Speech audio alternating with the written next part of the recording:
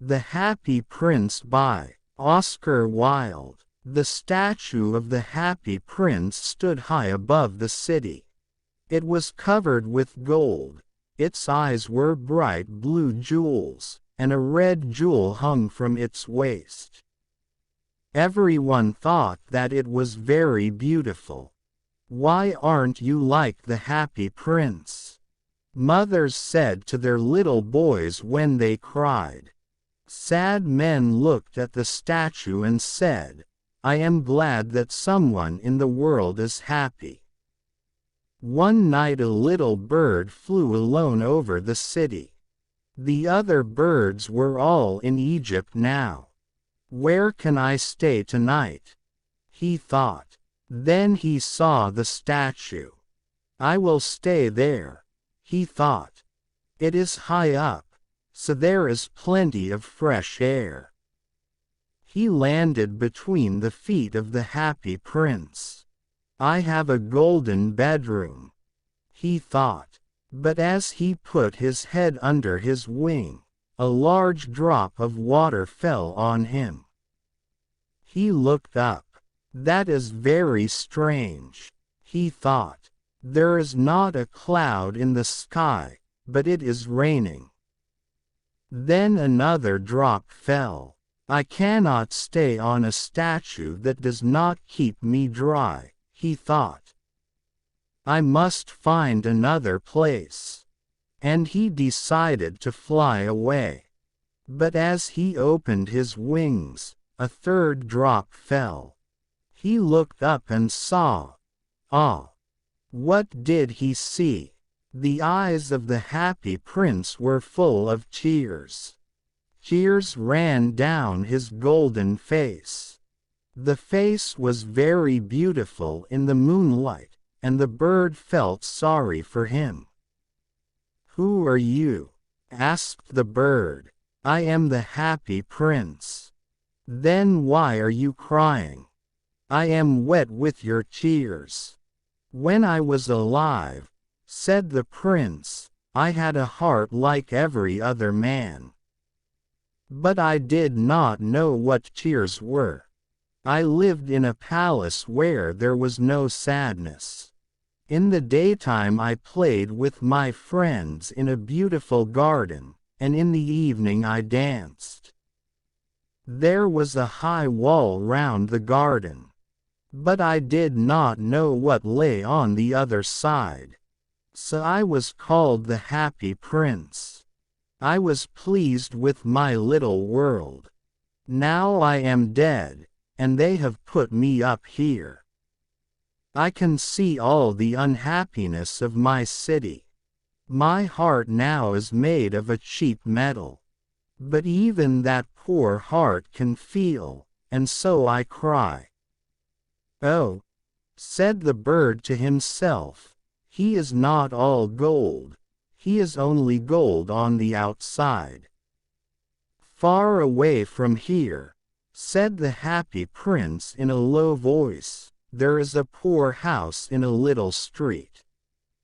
Through an open window, I can see a woman at a table. Her face is very thin and she has rough, red hands. She is making a dress for one of the queen's ladies, for a dance in the palace. Her little boy is lying on a bed in the corner of the room. He is very ill. He is crying because she can only give him water from the river. Little bird, will you take my red jewel to her? I cannot move from here. My friends are waiting for me in Egypt," said the bird. Little bird," said the prince, "please stay with me for one night and do this for me. The boy is crying and his mother is so unhappy."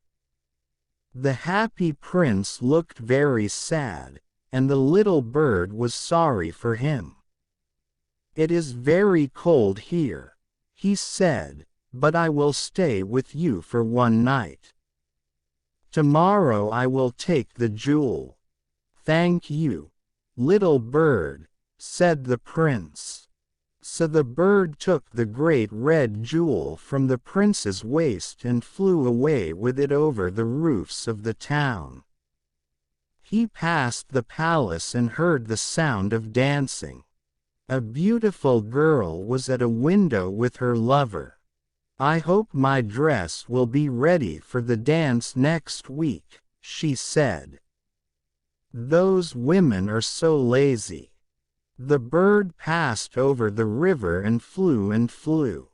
At last he came to the poor little house and looked. Inside, the boy was lying on the bed. The mother was asleep. She was so tired. He flew in and put the great red jewel on the table. Then he flew round the bed, moving the air around the boy's face with his wings. "Oh," said the boy, "my face does not feel so hot. I think I am getting better." And he fell asleep. Then the bird flew back to the happy prince. "It is strange," the bird said. "It is very cold, but I feel quite warm." "That is because you have done a good thing," said the prince. The little bird fell asleep. When day came, the bird flew down to the river for a bath. A clever man saw him. "That is very unusual," he said. "That kind of bird, here in winter. I must write that down. I will go to Egypt tonight," thought the bird. When the moon came up, he flew back to the happy prince. "Can I do anything for you in Egypt?" he said. Little bird," said the prince, "please will you stay with me for one more night?" "My friends are waiting for me," answered the bird.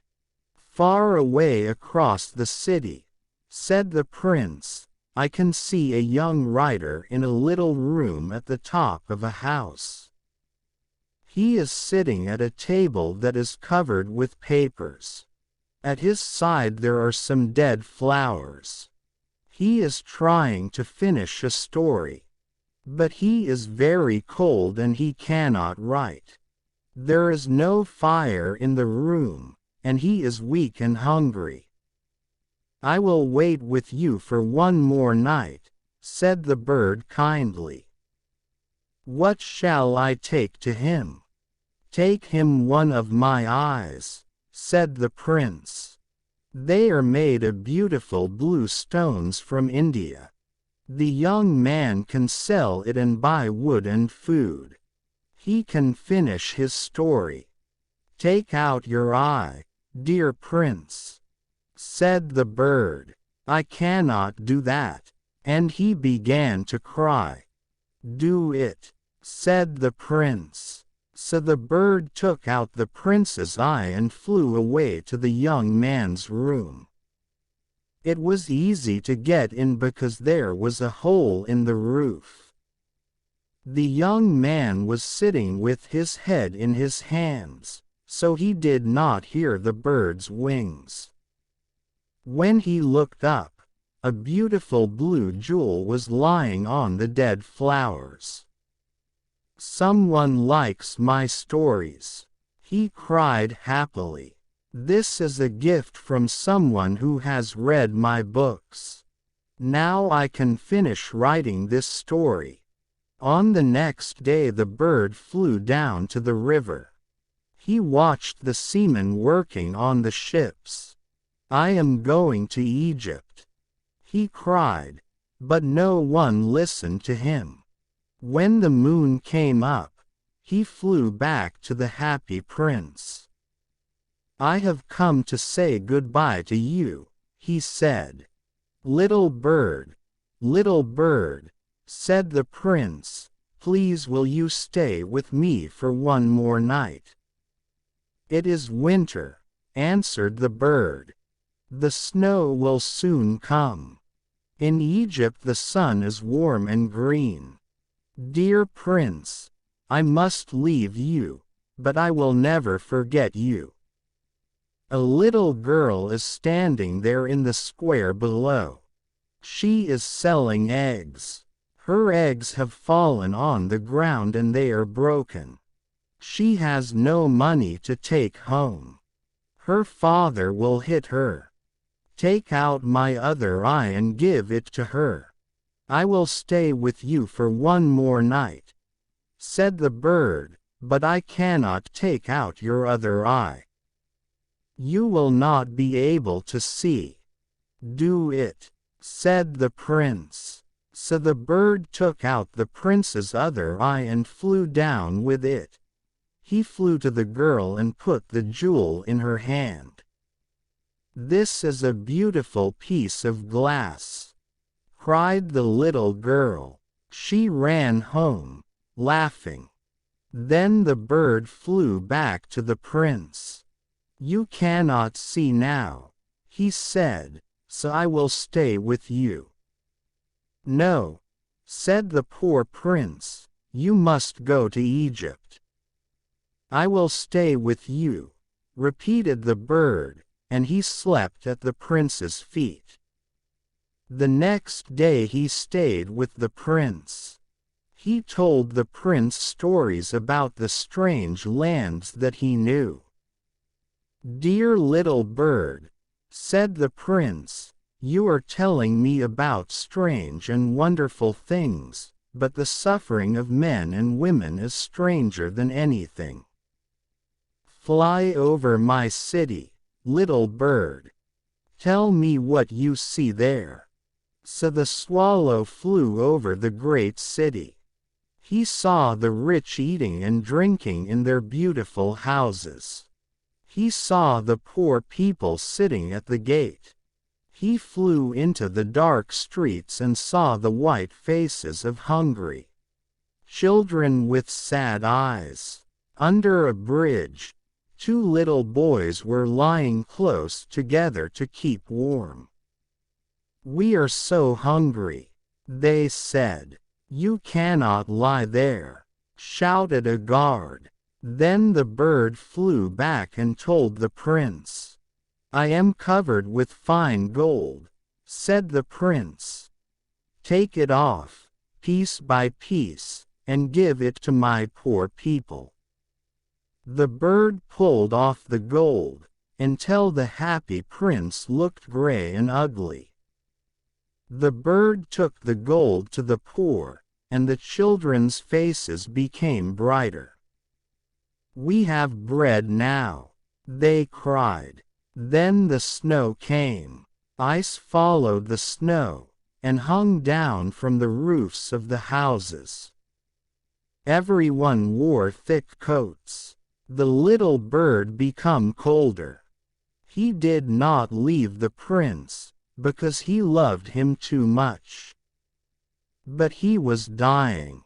Goodbye, dear prince, he said. Can I kiss you? I am glad that you are going to Egypt, said the prince. You have stayed too long. Kiss me, because I love you. I am not going to Egypt, said the bird. I am going to the house of death. He kissed the prince, and fell down dead at his feet. Then there was a strange sound inside the statue. Crack! The metal heart broke into two pieces. Early next morning, an important man in the city was walking below with two of his friends. He looked up at the statue. The happy prince does not look very bright, he said. The red stone has disappeared, his eyes are not there, and he is not golden. He looks like a beggar. Yes, he does, said the man's friends. Here is a dead bird at his feet, said the officer. We must make an order that birds cannot die here. They pulled down the statue of the happy prince and put it in the fire. A stream of bright metal ran out. "This is strange," said the workman. "This broken piece in the middle of the statue has stayed hard. We must throw it away." So they threw it away with the dead bird. God said to his servants, "Bring me the two best things in the city." They brought him the broken heart and the dead bird. "Yes, you have brought the right things," God said. "This little bird will sing forever in my garden, and the happy prince will stand in my city of gold."